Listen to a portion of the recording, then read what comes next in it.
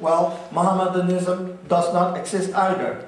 First of all, Muhammadanism would denote the worship of Muhammad, which is not true. It's a derogatory term to imply that Muslims worship Muhammad, but they don't. They refer Muhammad as a prophet, just like Jews refer Moses or Abraham.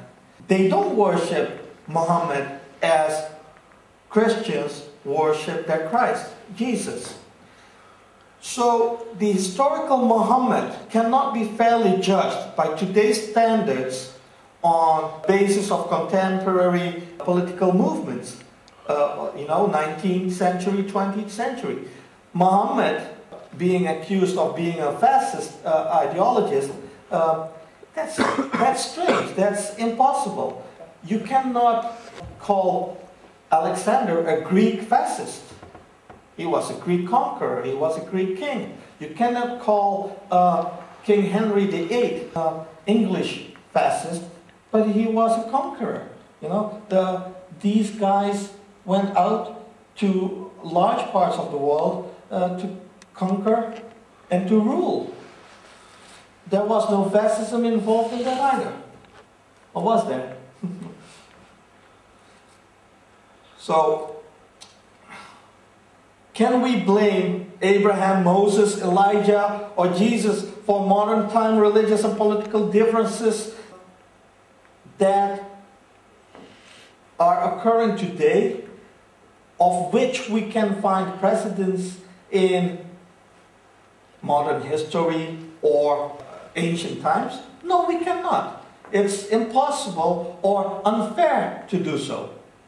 So when you do the same, you will say, hey, we are going a bit too far. But when it goes to Islam, you think it's fair. So, Islamofascism, yeah, well, doesn't kind of movements like Taliban exist? Well, yes, they exist. So the Taliban was inspired by the Deoband Madrasa of India. That would say the Deoband movement, the Deoband Madrasa, the Deoband Quran school would be quite fundamentalistic, right? They condone terrorism. Well, no, they don't. Here you see a sheet with the most senior clerk, Maulana Margubir Rahman, and a few of his fellows at an anti-terrorism conference. These people of the Deoband Madrasa have denounced terrorism as being against Islam, calling it an unpardonable sin. They want to distance themselves from religious violence, of which the Taliban is accused of, rightly so, by the way. So the Taliban should be seen as a lunatic fringe that does things according to the interpretations of one or a few mullahs. The most famous Talibani mullah we know of is Mullah Omar, of course, who's not yet found. So if Islamofascism doesn't exist, then what exists? Well, everything that we see as violent, for example, the Taliban lunacy, or the Palestinian conflict, you will see that a lot of these issues, even honor killing or honor killings, are to be categorized as something else than religious. For example, you have politic issues, which means the people do it for the power of politics. It's very, if you're rich, there's nothing much more to get except power. And if you have power, there is nothing better than political power. So where does this come from? I don't know. But politics corrupts more than money corrupts.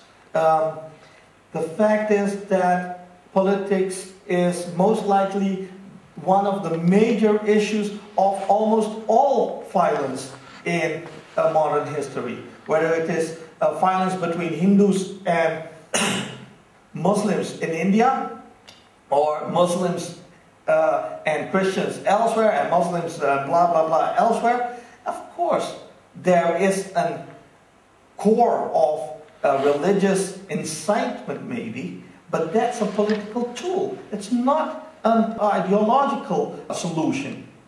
People are not lunatics. To think that people are lunatics who go out and burn people down or kill people just for the fun or just because of God, that is to underestimate the people's thinking, the people's freedom to act for themselves. If you think that you are civilized and you value life, why do you think that other people don't value life? That they cannot think for themselves? But incitement may be done, mass hysteria can be accomplished by some political incitement. Religious incitement may be just used as a tool. Then there is the military or militant conflict. For example, in Kashmir. Is it really an issue between Hindus and Muslims? Is Palestinian and Israeli conflict politic or militant, or is it religious? Well, it is political. It's nothing to do with the religion. They want a house to live in. They want security. They want freedom. They want to live. They want to be educated. They want to work. They want to feed their children. Why do you think they don't want that? Do they want to go out and be killed or get their children killed? I don't think so, and you should not think so either. You have cultural differences. Again, not religious.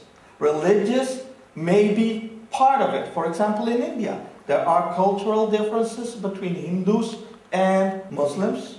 Hindus and Sikhs, Sikhs and Muslims, Christians and Sikhs, and Jews and Hindus in India. So those issues cannot be compared to a religious conflict.